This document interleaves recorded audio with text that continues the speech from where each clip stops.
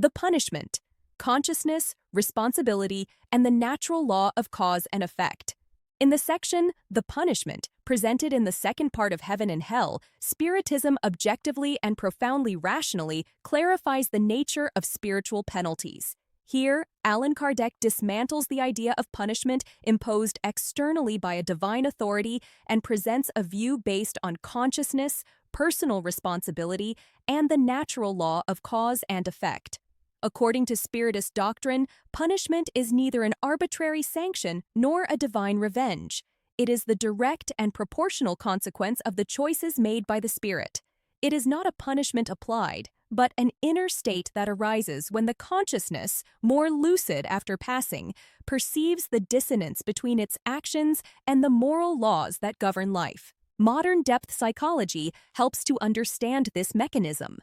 When a human being comes into contact with broader ethical values, what was previously rationalized or ignored begins to generate internal discomfort.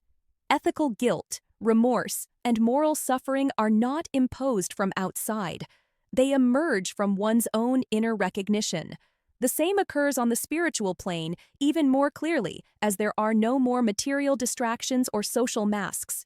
Spiritism teaches that each spirit carries its own heaven or hell, built by the choices it has made.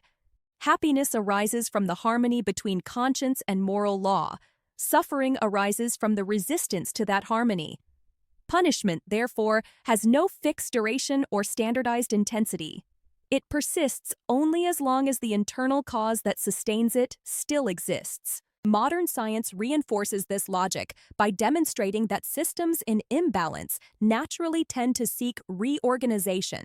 In physics, forces balance each other. In biology, organisms seek homeostasis. In consciousness, suffering acts as a signal of misalignment, inviting correction.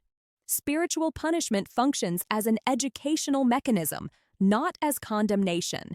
Another essential point of this excerpt is the non-existence of eternal penalties. If punishment is a consequence of an inner state, it ceases to exist when that state transforms. As the spirit recognizes the error, desires to change, and begins the process of repair, suffering loses its function and gradually dissolves. The eternity of punishment would be incompatible with the evolution of consciousness. Spiritism also clarifies that punishment is never the same for everyone, even in the face of similar wrongdoings.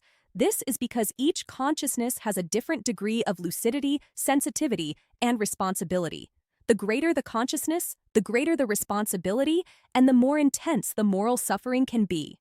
This proportionality reveals the profound justice of the spiritual principle. This understanding definitively dispels the idea of a punitive God and brings spirituality closer to a deeply human and rational ethics. Suffering is not inflicted. It is understood. It does not humiliate. It educates. It does not destroy. It invites transformation. The excerpt, The Punishment, invites us to a practical and current reflection. Every choice made today shapes the inner state of tomorrow. It is not about living in fear of punishment, but with an awareness of the natural consequences of our actions. Living with responsibility, empathy, and inner honesty is the safest way to build future peace. Thus, Spiritism redefines punishment as a tool for the learning of one's own consciousness, always temporary, always proportional, and always aimed at progress. Divine justice does not punish, it teaches, and consciousness is its main agent.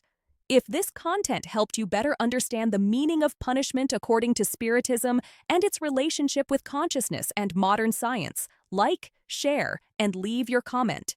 Your participation helps this message reach more people.